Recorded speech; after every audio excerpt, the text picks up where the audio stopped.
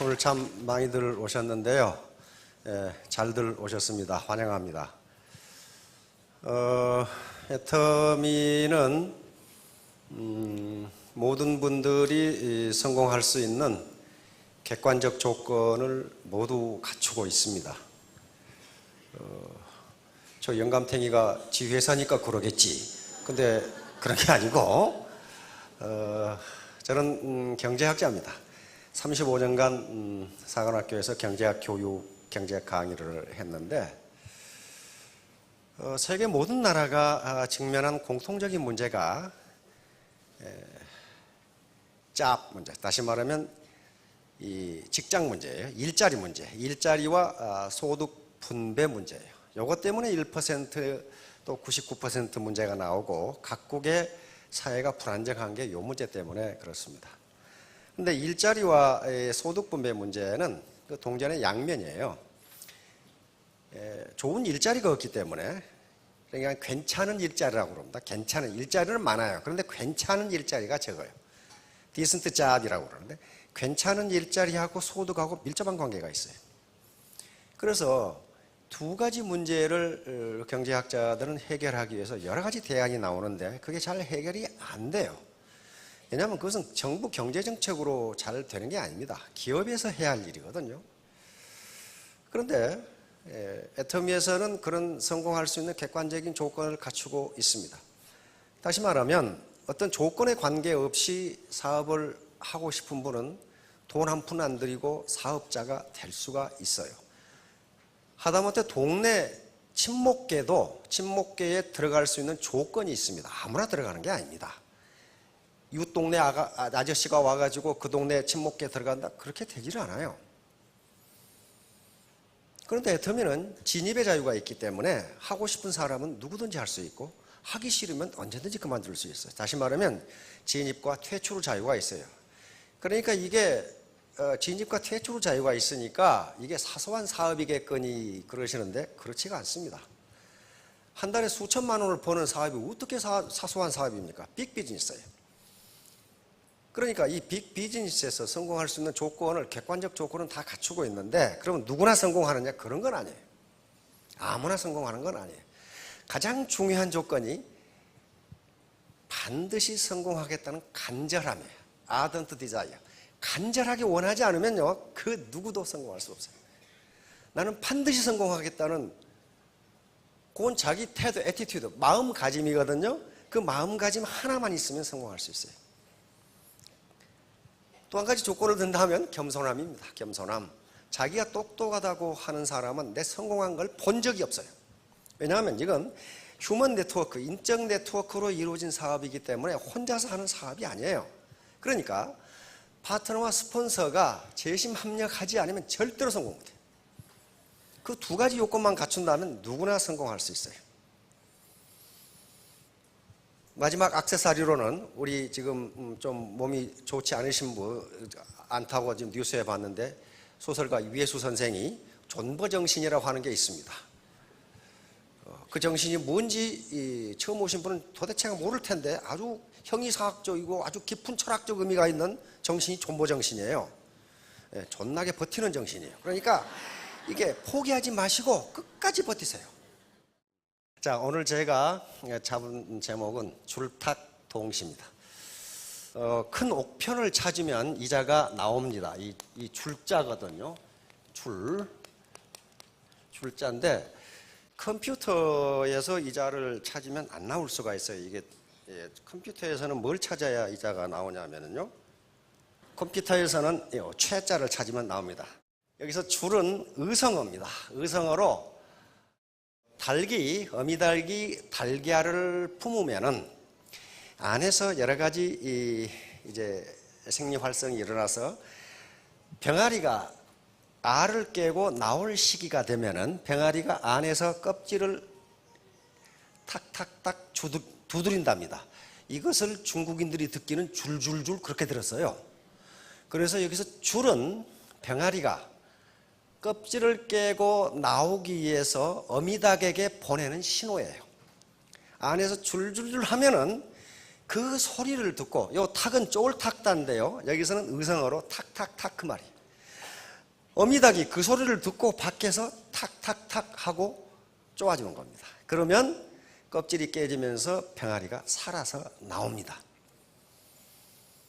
그래서 줄과 탁이 동시에 이루어져야 이 병아리가 생명을 얻고 살아갈 수가 있어요.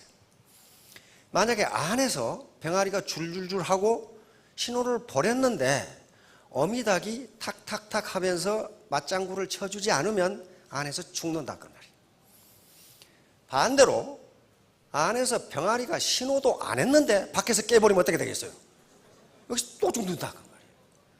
그러니까 줄과 탁은 동시에 이루어져야 생명을 탄생할 수가 있어요. 이게 줄탁동시입니다.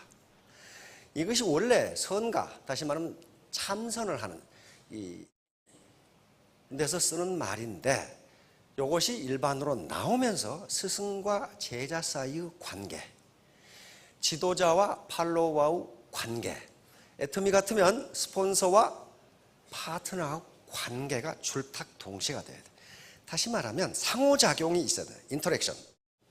상호작용이 있어야 성공할 수 있지, 어느 한쪽의 힘만 가지고는 살아남을 수가 없다 하는 게 줄탁동시입니다. 자, 배우는 자와 가르치는 자의 관계도 똑같아요. 배우는 자가 배우고 싶은 마음이 있고 가르치는 자가 가르치고 싶은 마음이 없다면 그 교육은 효과가 없다 하는 게 줄탁동시예요.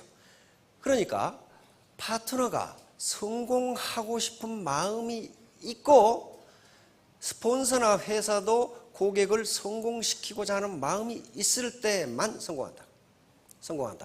파트너 자신이, 즉 사업자 자신이 간절하게 성공하고자 하는 마음이 없고 회사를 경영하는 사람이 사기쳐서 돈 벌 생각만 있다면 절대로 아무도 성공 못한다는 것이 줄탁동시예요. 두 개가 맞아야 돼요. 두 개가. 바로 애터미 사업에 비유하면 병아리를 누구라고 볼 수 있냐면 신규 사업자나 파트너 또는 신규 고객을 병아리라고 볼 수 있고, 기존 사업자나 스폰서의 관계는 어미닭이라고 할 수가 있어요. 만일에 신규 사업자나 고객이 줄줄줄 하고 이거 사업 어떻게 합니까? 이 제품 어떻게 설명합니까? 어떻게 신규 사업자를 리크루팅 합니까? 하고 물어봤을 때 스폰서가 탁탁탁 하면서 가르쳐 줘야 둘 다 성공한다. 둘 다 살아난단 말이에요. 그런데 어떤 케이스가 있냐면은 맨 나무 탓만 하는 사람이 있어요. 지금도 가끔 저한테 편지가 와. 요것은 이래서 안 되고 저것은 저래서 안 되고 전부 안 되는 것만 적어가지고 와요. 그 사람은요, 뭘 해도 성공 못해. 이건 성공하기 위해서 줄줄줄 하는 것이 아니고 엉뚱한 짓거리 하는 거란 말이에요. 절대로 성공 못합니다. 그렇게 나무 탓만 하는 사람은 줄줄줄 하지 않는 거예요. 그런 걸 탁탁 깨주면 나와서 죽어버려. 그 다음에 스폰서가 억지로 끌고 가는 사람이 있어요. 하기 싫다는데. 말을 물가로 억지로 끌고 갈 수는 있지만 물을 먹일 수는 없습니다. 물을 먹는 건 자신이 해야 돼요. 그래서 이런 경우도 생존을 못해요. 죽어버립니다. 이 사람이 간절한 성공하겠다는 간절한 마음, 이게 줄줄줄 하는 마음인데 이게 없으면 안 돼요. 세상에 공짜는 없고 뿌린 대로 거둡니다. 다시 말하면 애터미 사업이 객관적 성공 조건을 가지고 있지만은 아무것도 안 했는데 성공한다. 그런 법이 없어요. 만약에 애터미 사업을 하면 다 성공한다 했으면 여기 계시는 분들은 여기 못 앉아겠어요. 왜냐하면 서울대학, 연세대학 나온 놈이 다 앉아있을 거라고. 그렇게 좋은 게 있어? 하고. 근데 다행히 그것이 아니기 때문에 우리 보통 사람의 몫이 된 거예요. 그리고 불법 다단계가 무지무지 많아요. 불법 다단계, 지금도 사기치는 놈이 있고, 엊그제도 그 사기치는 뉴스 나오던데 가만히 들어보니까 사기 당한 놈이 나쁜 놈이더라고 보니까.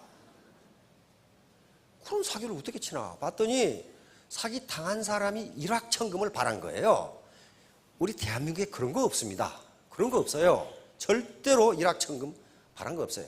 근데 다행인 것은 그런 불법 다단계들이 다단계에 대한 이미지를 나쁘게 해놨기 때문에 그나마 우리 보통 사람 서민 차지가 된 거예요. 이미지가 좋다면 이미 삼성이나 현대가 다 해자시고 이게 안 남아 있어요. 아주 사기꾼들이 똥칠을 해놔가지고 그 대기업들이 똥을 튀길까봐 안 하는 거예요, 지금. 그러나 그 기획실에서는 보고 있을 거예요. 저거 돈 되네, 저거. 그렇게 보고 있을 거라고요. 일반적으로 값이 나가는 제품은, 품질이 괜찮은 제품은 짝퉁이 있어요. 루이비통 짝퉁 있죠. 근데 동네 가방 짝퉁이 있어요? 없어요. 그러면 이런 다단계의 짝퉁이 많다는 것은 괜찮다는 거예요, 그게. 괜찮기 때문에 짝퉁이 나오는 거예요. 안 괜찮으면 짝퉁 만들어도 못 만들어요. 안 만들어, 그런 건. 응? 안 만들어. 고무신 짝퉁 있는 거 봤어요? 그거 없어요, 그거. 그런 거 없어. 누가 만들어도 안 만들어, 그거. 괜찮은 제품만 짝퉁이 나와요. 자, 그래서 반드시 세상에 공짜는 없습니다. 뿌린 대로 거둔다. 자, 교학동시. 요건 이제 줄탁동시하고 같은 개념입니다. 이게 애터미 사업하고 밀접한 관련이 있기 때문에 논어에서 제가 인용해 놓은 겁니다. 불알, 여지하, 여지하자, 오말, 여지하, 야의. 무슨 말이냐면 공자님 말씀입니다. 어찌할까, 어떻게 할까라고 말하지 않는 사람은 나도 어떻게 할 수가 없다. 다시 말하면 자기가 이 문제를 어떻게 해결해야 되지? 라고, 내가 어떻게 성공해야 되지? 라고 고민하지 않는 사람은 공자 같은 현인도 성자도 어쩔 수가 없다. 자기가 하기 싫은데 어떻게 내가 가르치겠냐? 어떻게? 이 문제를 어떻게 해결할까? 이 문제를 어떻게 해결할까? 라고 고민하는 사람만 나는 가르친다 그랬어요. 자, 불분, 불계, 불비, 불발, 그 이루, 불이, 삼우판, 즉 불부야. 무슨 말이냐면은 나는 알려고 애쓰지 않으면 가르치지 아니하며, 표현하려고, 비는 표현하려고 애쓰되 낱말을 몰라서 표현을 못하는 걸 비라고 그래. 표현하려고 애쓰지 않으면 일깨워지지 아니하며, 한 모퉁이를 들어주면, 하나를 가르쳐주면 세 모퉁이를 스스로 드는 반응을 보이지 않으면 다시 가르치지 않는다. 왜? 가르쳐봐야 소용이 없기 때문이에요. 가르쳐봐야 소용이 없어. 하나를 가르쳐주면 그걸 호기심을 가지고 자꾸 스폰서에게 뭐 하나, 파트너에게 뭐 하나 가르쳐주면 열심히 해서 다른 걸 더 알아보려고 해야지. 마치 어미제비가 새끼제비에게 먹이 물어다 줘도 입만 벌리고 앉아있으면 다시는 가르치지 않는다. 공자 같은 현인이 이렇게 했습니다. 그러면 공자가 사람을 구분해서 그랬느냐? 그렇지가 않아요. 다음 보세요. 자왈, 유교, 무료. 이가 유명한 말입니다. 가르침에 있어서 신분적 차별은 없다. 선언하죠. 나는 아무나 가르친다. 왜 그랬겠어요? 공자 자신이요, 천민 중에 천민. 천민도 그런 천민이 없어. 공자 아버지는 70살이 넘은 승냥흘이라는 사람이에요. 승냥흘. 공자 어머니는 단골레 딸인데 16살 먹은 안징제라는 여인이야. 70살 먹은 할아버지, 16살 먹은 단골레 딸이에요. 그게 공자의 부모예요. 사마천의 사기에 보면은 야합에 의해서 공자를 낳았다 이렇게 돼 있어. 야합. 말이 좀 어르신 아시겠죠? 들에서 뭐 했다 그 말이에요 지금.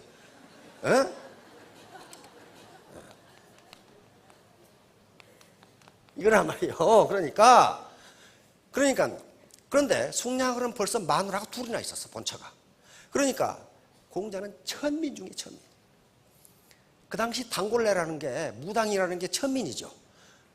그런데 아버지는 70이 넘고 어머니는 16살이야. 그래서 자기 본가에 자기 아버지가 죽었는데도 자기 아버지한테 가지를 못했어. 왜? 본가 아들들이 두들겨 패가지고. 천민 중에 천민. 그러니까 공자는 어떤 사람이에요? 걸어서 하늘까지 간 인물이에요. 많은 사람들이, 많은 현자들이 자기 스승이 있는데 공자는 스승이 없어. 왜? 그 단골레 아들을 누가 가르쳐줘? 돈도 없고 아무것도 없는데. 그래서 이런 사람이기 때문에 유교 무료 가르치면은 신분적 차별은 없다. 그 다음에 속수예를 행한 사람 이상이면 내가 아직 가르치지 않은 적이 없다. 이 말은 무슨 말이냐면은 그 당시에 누구에게 배우러 갈 때 신분에 따라서 가지고 가는 예물이 달라요. 예를 들면 경대부 같은 경우는 스승에게 옥을 갖다 드린다거나 이런 식으로 신분에 따라서 이 선비, 사 같으면은 꽁을, 닭이나 꽁을 갖다 드린다거나. 근데 속수라는 것은 뭐냐 하면 마른 고기포예요. 마른 고기포. 이것은 가장 가난한 사람들이 스승에게 보이는 예의예요. 예의. 그러니까 스승에게 배우러 가는 사람이 최소한도의 예의는 갖춰야 된다. 이 말이에요, 지금. 그러니까 이 말은 무슨 말이냐 하면은 최소한의 예의를 갖추고 배우려고 오는 사람은 나는 반드시 가르친다. 이 말이에요, 지금. 그런데 앞에서 뭐라고 그랬어요? 어떻게 할까 말하지 않은 사람 나는 가르치지 않는다. 그거 가르쳐봐야 소용없어요. 그리고 하나를 가르쳐주면 셋을 알려고 하는 사람, 이게 지금 간절한 마음이 있죠. 그런 사람만 가르친다. 왜? 그렇게 하지 않는 사람은 가르쳐봤더니 소용이 없더라. 사업도 똑같아요. 스폰서가 파트너에게 한 번 가르쳐주면, 하나를 가르쳐주면 세 개를 알려고 해야 그 사람 성공. 다 가르쳐주라고 입 벌리고 있으면 안 된다는 거예요. 바로 애터미 사업이 이런 거예요. 바로 교와 학이 반드시 같이 가져야 된다. 그럼 교와 학, 문제는 배움에 대한 태도예요. 태도. 이거 배우면 지식이 많고 적으면 문제가 안 됩니다. 배워야 한다는 태도입니다. 자, 교학 상장. 가르칠 교자, 배울 학자, 서로 상자, 클 장자 또는 기를 장자니까 가르치고 배우는 것은 서로를 성장시킨다. 그런 말이에요. 그러니까 가르치는 사람과 배우는 사람이, 가르치는 자는 일방적으로 가르치고 배우는 자는 일방적으로 배우는 것이 아니라 가르치면서 배우고 배우면서 가르친다. 좀 헷갈립니까? 이건 매우 중요해요. 다시 말하면 교육은 상호작용이다. 교육은 일방적으로 메시지가 가는 게 아니고 메시지를 서로 주고받는다는 거예요. 메시지를 주고받는다. 그리고 교육은 뭐다? 소통이다. 소통. 일방적으로 가르치는 법은 없다. 그래서 가르치는 자는 가르치면서 배우고 배우는 자는 배우면서 가르친다. 이게 아주 교육의 본질이에요. 이 말이 무슨 말이냐 하면은 배우지 않으면 자기가 모르는 것이 뭔지를 모른다는 거예요. 다음에 가르쳐보지 않으면 가르친다는 일이 얼마나 어렵고 자기가 모르는 것이 얼마나 많은지를 알지 못한다. 그러니까 배우는 자는 가르치는 스승으로부터 자기가 모르는 것이 얼마나 많다는 걸 그때 알게 된다는 거예요. 가르치는 자는 가르쳐 보니까 자기가 모르는 것이 얼마나 많다는 걸 그때 알게 된다는 말이에요. 그러니까 가르치는 자는 가르치면서 배우고 배우는 자는 배우면서 가르친다. 스승을 가르치잖아요. 그 말이에요. 자, 그것을 효학반이라고 그러는데 여기서 바로 이 사람들이 그 사람들입니다. 이거 소크라테스인데, 소크라테스가 그 당시 그리스에 델파이라고 하는 신전이 있었는데 그 신탁으로 유명합니다. 아주 영험한 신탁. 그 델파이에 가서 소크라테스 친구가 신탁을 받았는데 그리스에서 가장 현명한 사람은 소크라테스다 이렇게 나왔어. 소크라테스가 깜짝 놀랐어. 자기는 모르는 것이 많고 그 당시 아테네 시내에는 자기가 제일 똑똑하다고 하는 현자들이 많은데 어째서 나 같은 놈이 현자냐 이렇게 나온 거예요. 그래서 자기가 똑똑하다고 하는 사람들을 가서 만나봤더니 다 바보들이라 그 말이에요. 어떤 바보냐? 자기가 뭘 모르는지를 모르는 바보들이라 그 말이에요. 그런데 소크라테스는 그들보다 하나 나은 게 자기가 뭘 모르는지를 안다 그런 말이에요. 다른 놈들은 자기가 똑똑하다고 그러는데 지가 뭘 모르는지를 몰라. 그러니까 한 가지를 몰라. 그래서 소크라테스가 가장 현명하다 이렇게 나온 거예요. 자, 뉴턴은 근데 고전 물리학을 완성한 사람입니다. 이 사람은 뭐라고 그랬어요? 천재 중에 천재인데 우리가 아는 것은 물방울이요 모르는 것은 바다이다 그랬어요. 우리가 아는 것은 바다에 물방울 하나도 못하다. 이런 태도를 가졌기 때문에 고전 물리학을 완성한 사람이 됩니다. 그 다음에 아인슈타인 있죠. 아인슈타인. 나는 배우면 배울수록 내가 더 무지하다는 것을 깨닫고 무지한 것을 깨달을수록 더 배우고 싶다. 이렇게 됐단 말이에요. 이거 20세기 최고의 천재인데 천재가 그런 얘기를 했어요. 바로 발명왕 에디슨은 우리가 아는 것은 우리가 알아야 할 것에 100만 분의 1%도 못 된다. 그러니까 발명하게 됐어요. 그 다음에 이 볼테르. 볼테르는 자기가 똑똑하다고 생각하는 놈은 진짜 바보다. 그렇게, 혹시 그분 계세요? 나는 굉장히 똑똑하다. 그 진짜 바보예요. 진짜 바보. 근데 요걸 최근에 미국 경영학 교수가 또 실험을 했더라고. 그 실험 안 해도 알겠구만은.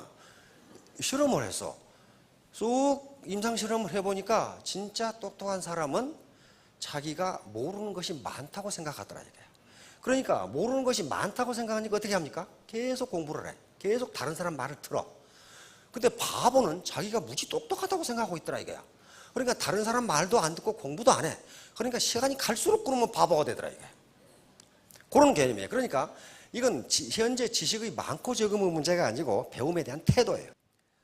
효학반. 이것은 서경애라는 책에 나오는데, 효학반은 교학반이라, 가르치는 것은 배우는 것이 절반이다. 그럼 똑같은 말이에요. 가르치는 것은 제가 가르치지만은 가르치는 것은 배우는 것이 절반. 여러분들이 저를 가르친다. 그러면 서로 가르치고 배운다는 건 상호작용이지 일방적으로 메시지가 가는 게 아니다. 열명이라는 서경에 나와 있는 열이라는 재상 이름이고, 이건 무정이라는 임금이 명했다 그래서 열명인데, 여기에 앞에 글에 세 가지가 나옵니다. 열이라는 재상이 상나라 임금이 무정에게, 황제예요. 황제에게 하는 말이 많은 사람의 의견을 들어야 합니다. 황제한테 얘기한 거예요. 황제한테. 그러니까 황제면, 그 당시에 황제면 어떻습니까? 아주 무소불위의 권력을 가지고 있는데도 많은 사람의 의견을 들어야 합니다. 옛 교훈, 역사에서 배우라. 과거에서 배우지 않는 나라 치고 오래가는 나라가 못 봤습니다. 그렇게. 옛일에서 배우라. 세 번째, 임금에게 하는 소리가 배움에 있어서는 겸손한 태도를 취해야 합니다. 이 세 가지를 조언한 거예요. 그러면서 여기에 가르치는 것은 배우는 것이 절반입니다. 임금이 신하에게 가르친다고, 백성을 가르친다고 생각하지 말라 이거야. 백성은 보통 배우는 게 절반이다. 이렇게 해서 기울어져 가던 상나라를 다시 부흥시킨 임금이 무정입니다. 거기에 바로 열이라는 재상이 이렇게 하는 거예요. 다른 사람 말을 들으세요.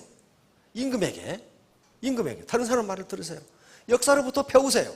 왜요? 누가 어떻게 망했는가 하는 걸 배우란 말이에요. 그리고 임금이라도 배움에 있어서는 겸손하십시오. 이렇게 조언을 한 거예요. 그래서 상나라를 부흥시켜버려요. 바로 에테미 사업도 마찬가지.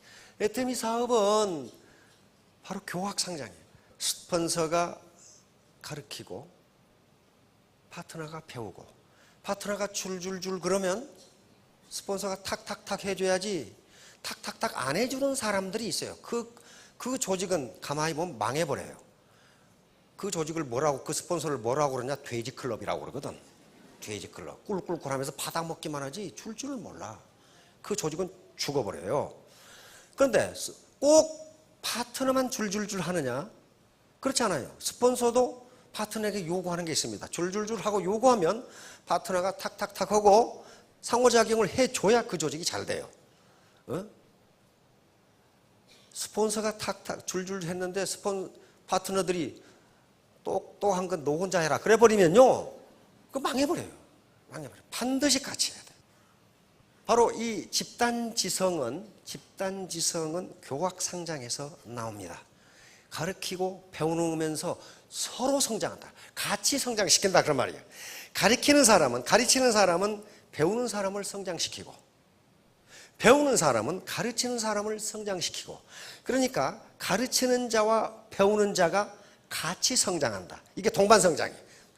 동반성공이고, 그렇게 하지 않으면 에테미 사업의 성공은 불가능합니다. 혼자 성공 절대로 못해요. 분죽도 하필립. 흩어지면 넘어지고 합하면 산다, 일어선다 그 말이에요. 뭉치면 살고 헤어지면 죽는다. 이게 시너지 효과인데 1+1이 3 또는 그 이상이 되는 게 시너지 효과라고 그럽니다. 단순 산술적 합보다 전체의 힘이 더 커지는 거예요. 바로 이 집단지성과 시너지 효과 때문에 에테미에서 돈을 버는데, 각시탈이란 드라마가 있었어. 각시탈에서 여운형 선생이 한 말입니다. 여운형 선생의 휴회가 있어요. 독립운동이 우리 민족이 힘을 합하면 이기고 분열하면 망한다. 그 말이었거든. 여기죠. 분죽도 하필립. 정관 매진, 똑바로 보고 앞으로 매진해 나가자. 예, 이 말은 원래 벤자민 프랭클린이 한 말입니다. 벤자민 프랭클린이 join or die라고 필라델피아 가제트 신문에 이렇게 그림과 함께 요게 이렇게 잘라지면 죽는다. 요 말을 인용한 분이 6.25 한국전쟁 때 이승만 대통령이 이 말을 해서 아주 그 당시 구호로 썼습니다. 우리는 이걸 줄줄 외우고 다녔어요. 그냥 뭉치면 살고 흩어지면 죽는다. 이게 지금 우리 애터미 사업하고 정확하게 맞아요. 뭉치면 살고 뭉치면 성공하고 흩어지면 실패합니다. 역시너지 효과는 좋지 않은 점만 물려받은 거예요. IQ 130짜리를 모아놔도 성과는 IQ 60밖에 안 되는 경우가 있다. 그럼 뭐예요? 각자가 서로 자기만 똑똑하다고 하고 커뮤니케이션이 안 되면 IQ 130짜리를 모아놓은 조직이라도 거기서 나오는 성과는 IQ 60밖에 안 된다. 그런 말이에요. 커뮤니케이션이에요, 커뮤니케이션. 이 사람이 버나드 쇼죠. 어떤 미모 여인이 버나드 쇼에게 편지를 보냈죠. 선생님의 그 좋은 머리와 내 미모를 합하면 거기서 아들이 나온다면 머리 좋고 잘생긴 아들이 나올 겁니다. 결혼하자. 그랬단 말이에요. 그러니까 버나드 쇼가 편지를 뭐라고 보냈어요? 당신의 그 나쁜 머리와 내 못생긴 얼굴이 합한 아들이 나오면 어떨 건데요? 자, 시너지 효과. 시너지 효과는 바로 1+1이 3 이상이 되는 것인데요. 가장 전형적인 것은 청춘 남녀가 결혼해서 아이를 낳는 게 시너지 효과입니다. 1+1이 2가 돼야 되는데 3이 되잖아요. 4가 되잖아요. 이때 반드시 이질적인 것이 만나야 돼요. 남자와 남자가 만난다거나 여자가 여자가 만나면 절대로 3이 되지 않습니다. 그래서 반드시 시너지 효과는 언제 나타나느냐? 다른 이질적인 요소가 만날 때 나타나요. 뉴욕이라든가 런던이라든가 파리라든가 하는 데가 패션 도시입니다. 그런데 우리 프로야구가 시작되면은 미국에서 스카우터들이 우리 야구장에 와서 야구 구경을 해서 유망한 선수를 뽑아서 이 미국의 메이저리그에 팔아먹는단 말이에요. 그러면 이제 이 슈퍼모델 스카우터들도 슈퍼모델을 스카우트하기 위해서 전 세계를 돌아다닌답니다. 그러면 슈퍼모델 이 스카우터들이 그러면 뉴욕이나 뭐 프랑크푸르트나 런던이나 무슨 또 이 파리 패션쇼에 가느냐? 그렇지가 않다고 그래요. 뭘 보냐 하면은 역사책을 보고 역사적으로 어떤 지역이 가장 침략을 많이 당했는가? 그리고 가장 개방적인 지역이었던가? 거기에 혼혈이 많아. 혼혈이 피가 여러 번 섞인 여러 민족하고 섞인 혼혈이 많은데 그 혼혈이 아주 기가 막히다는 거예요. 여기 보듯이 키가 늘씬하고 얼굴이 예쁘고 몸매가 아주 좋고 그다음에 머리까지 좋답니다. 그래서 뉴욕타임스에서 조사를 해봤어요. 조사를 해봤더니 세계 슈퍼모델의 대부분은 혼혈이다 이렇게 결론을 했어요. 순혈은 계속 열성만 나온다. 그런데 유전학적으로 그것이 왜 그러는가는 아직 결론을 못 내리겠어요. 왜 그런 현상이 나타나는지. 이제 늑대소년 이야기는 늑대가 기르다가 나중에 사람이 길러봤더니 어떻게 되더라? 배우지 못하더라. 다시 말하면 이렇게 전체 미팅 시스템에 참여하지 않고 집에서 혼자 있는 사람은 결코 애터미 문화를 배울 수 없다는 게 늑대소녀 이야기가 주는 교훈이에요. 나중에 데려다가 앞만 가르쳐봐도 안 되더라는 거예요.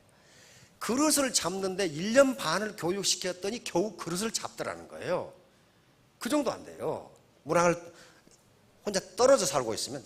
여기서 많은 분들이 테스트머니를 할 때, 이 스피치를 하실 때 내 힘으로 성공하는 게 아니다. 그건 틀림없는 사실입니다. 그 사람이 무슨 겸손해서 그런 얘기 하는 게 아닙니다. 겸손해서 그런 게 한 게 아니고 혼자의 힘으로는 그건 개별지성입니다. 개별지성의 힘으로는 절대로 성공할 수 없어요. 이건 집단지성이 되어야 됩니다. 집단지성. 서로 동반성장이 돼야 돼요. 줄줄 탁탁 하면서 동반성장이 돼야 돼요. 그렇지 않으면 성공 못합니다. 왜 동반성장이 돼야 되냐 하면은 라인을 뻗어가면서 그것이 기하급수적으로 소득이 늘어나기 때문에 가능해요. 혼자는 산술급수밖에 되지를 않아요. 혼자 아무리 구멍가게를 열심히 해도 그건 산술급수입니다. 그러나 많은 사람이 휴먼 네트워크를 통해서 사업을 하게 되면 기하급수 원리가 거기에 적용이 돼요. 자, 보세요. 이론으로 시작한 임금이 기하급수로 늘어나면 한 달에 얼마나 될까? 어떤 구두쇠 사장님이 임금을 주기 싫어해. 그러니까 한 청년이 가서 저는 임금을 오늘은 1원 받고 내일은 2원 받고 모레는 4원 받고 2배씩 받겠습니다. 30일 계산 보니까 600원이면 되겠거든? 그러니까 그러자 그랬어요. 그런데 보세요. 어떻게 되는가 보세요. 예. 열흘이 지나도 500원밖에 되지 않았고 이게 구성이니까 열흘 지난 거죠. 열흘이 지나도 500원밖에 안 되니까 1,500원 되겠구만. 그런데 날이 갈수록 어떻게 됩니까? 25일이 되니까 1,677만 원이 돼요. 30일이 되니까 5억이 넘어요. 31일이 되면 10억이 넘습니다. 그러니까 이론으로 시작한 게 30일이 넘으면 5억이 넘어요. 5억이 넘는다. 이것이 기하급수예요. 그런데 우리는 산술급수에는 아주 친밀하지만 잘 알고 있지만 기하급수는 잘 몰라. 기하급수는 잘 몰라요. 그런데 기하급수 유력 때문에 애터미 사업자들이 돈을 버는 거예요. 혼자의 힘으로 절대로 안 됩니다. 더군다나 기하급수가 적용되기 위해서는 그 단계가 밑으로 많이 내려가야 돼요. 10단계 내려가 봐야 500원밖에 안 된다. 그런 말이에요. 500원밖에 안 돼요. 한 달에 500원 받아서 어떡할 거냐 그 말이에요. 10단계 내려가. 20단계를 내려가면 20단계를 넘어가면 그때서 52만 원이에요. 그러나 30단계를 넘어가니까 5억이 넘어간다. 그러니까 애터미처럼 무한 단계를 인정해 주지 않으면 기하급수가 성립이 안 돼요. 안 됩니다. 종이를 50번 접으면 어떻게 될까? 이것은 종이 요 A4지 한 장이 0.1mm입니다. 100장이야 1cm가 돼요. 요거 50번 접으면 얼마나 될까? 아이고 천정만큼 하겠네. 지구에서 태양까지 갔다 가는 거리예요, 그게. 이게 기하급수예요. 그래서 네트워크 사업에서 돈을 버는 사람이 나오는 거예요. 절대로 혼자 힘이 아닙니다. 자, 결론입니다. 줄딱동시와 공명. 그러면 파트너가 줄줄줄 했을 때 스폰서가 탁탁탁 해주고, 스폰서가 줄줄줄 했을 때 파트너가 탁탁탁 해주면 성공해요. 이걸 공명이라고 합니다. 리소넌스라고 하는 거예요. 공명. 공명은 엄청난 힘을 발휘합니다. 공명은 무섭습니다. 엄청난 힘을 발휘해요. 그러니까 주파수가 같으면, 스폰서와 파트너의 주파수가 같으면 공명이 일어나서 전업주부가 5천댁이 된다고요. 그런데 공명이 일어나지 않고 주파수가 다르면 감쇄진동이 일어나서 망해버려요. 예, 저쪽 애터미 지사가 있는 미국 시애틀 북쪽에 타코마라고 하는 해협이 있습니다. 그 해협에 걸쳐진 서스펜션 브리지입니다. 바로 이순신 대교를 생각하시면 돼요. 그렇게 돼 있어요. 양쪽으로 그 쇳줄이 쑥 있어가지고 다리가 이렇게 밑으로 걸치고 있죠. 그 브릿지예요. 그 브릿지가 미국에서 건설한 건데요. 세계에서 세 번째로 긴 스팬을 가지고 있는 건데 저게 무너져 버렸어요. 근데 그날 바람이 세게 불었느냐? 그렇지 않아요. 초속 19m밖에 바람이 불지 않았고 그 다리는 초속 50m에 견디도록 설계되어 있는데 그게 작은 바람에 무너져 버린 거예요. 그래서 이게 이제 이 학자들이 왜 무너졌느냐 거예요. 왜? 아주 지금까지 역사적으로 그 다리가 무너진 적이 없고 그런데 바람이 세게 불지도 않았는데 왜 무너졌냐? 그 공명 때문에 그렇습니다. 모든 물체는 고유 진동수라는 걸 가지고 있어요. 다리에 고유 진동수가 있어요. 고유 진동수가 있는데 바람이 초속 19m로 불었을 때 이것이 교각에 부딪히면서 와류, 소용돌이 바람이 일어나는데 이 소용돌이 바람의 진동수가 다리의 고유 진동수하고 거의 일치한 거예요. 그렇게 되면은 아까 그 공식이 나온 바와 같이 이렇게 돼버려요.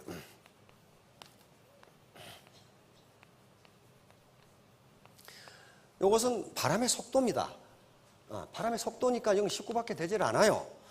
그런데 이것은 이 다리의 고유 진동수고 이것은 소용돌이 바람의 진동수입니다. 이것이 만약에 비슷하게 돼버리면 어떻게 돼요? 분모가 매우 작아져서 이것이 0에 가까우면은 이 진폭, 앰플리튜드입니다. 진폭이 무한대에 가까워요. 다시 말하면 구조물이 붕괴돼 버려요. 그렇게 힘이 있어요. 그러니까 파트너가 줄줄 하는 주파수와 스폰서가 탁탁탁 하는 주파수가 같으면 괴력을 발휘한다는 괴력. 군대 갔다 오신 분은 젊은 분, 요즘은 또 안 간 사람이 많더라고. 군대 갔다 오신 분들 군대 행진할 때는 항상 발을 맞춰가지고 하나 둘. 근데 다리 위에 갈 때는 어떻게 해요? 발을 못 맞추게 합니다. 제 걸음으로 가 그래버려요. 다리 위에서 발을 맞추고 가면 만약에 그 진동에 주파수에 다리의 진동수가 같아지면 다리가 무너져 버려요. 사람이 많아서 무너진 것이 아니라 주파수가 같기 때문에 진폭이 무한대가 되면서 무너져 버린 거예요. 그런 사례가 역사적으로 많아요. 군대가 행진하다가 다리가 무너진 경우가 많아. 그러면 군대가 무거워서 그러냐? 그렇지 않아요. 나중에 공학자들이 연구해 보니까 발을 맞춰서 걸어가는 그 주파수하고 다리의 고유 주파수하고 같아가지고 무너져 버린 거예요. 근데 주파수가 다르면 어떻게 돼? 감쇄 진동을 해요. 감쇄 진동. 진동이 점점 작아져. 파트너가 줄줄줄 그래 탁탁탁 해줘야 되는데 툭툭툭 그러면 안 된다 이거야. 예? 그리고 이 스폰서가 줄줄줄 했는데 툴툴툴 그러면 안 된다는 거예요. 줄탁 그래야지. 자, 그러면 이제 애터미 사업에서 성공할 수 있는 조건, 가장 중요한 조건, 그것은 파트너와 스폰서가 한 마음이 되는 거예요. 그래서 동반 성공하는 겁니다. 동반 성공. 파트너, 스폰서 혼자 성공하는 것도 절대로 혼자 성공 못해요. 파트너하고 같이 성공해야 되고 교학 상장이라고 그랬어요. 반드시 스폰서는 가르치고 파트너는 배우는 게 아니고 가르치는 것은 배우는 것이 절반이다. 서로 주고받는, 이게 인터랙션이에요. 상호작용. 자, 그러면 이제 문제는 태도가 가장 중요해. 마음가짐이 가장 중요하다. 여기서 지식이라든가 또는 무슨 이 스펙이라든가 캐리어가 중요한 게 아니고 바로 능력은 1%만 있으면 돼요. 나머지 99%는 태도와 관계되는 겁니다. 그럼 이걸 합하면 100점이 돼서 전부 성공합니다. 이제 결국은 저 태도를 좋게 갖는다. 다시 말하면 애티튜드가 좋다. 그 말은 신사숙녀가 된다. 우리가 애터미가 지향하는 최종 목표는 신사숙녀가 되는 겁니다. 그래서 이것은 신사숙녀는 어떤 사람이냐? 인품과 능력을 동시에 갖춘 사람이에요. 마음은 좋은데 능력이 없다. 그건 이웃집 할아버지예요.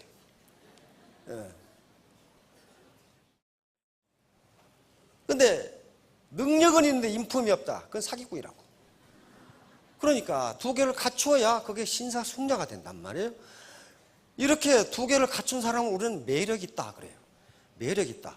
또 우리말로 멋있다. 그렇게. 그래 애터미 사업은 멋있는 사람이 성공한다. 멋있는 사람이 성공한다. 만약 이걸 합해보면 알파벳 순으로 합해보면 72점이에요. 자손에게 돈 물려줘도요.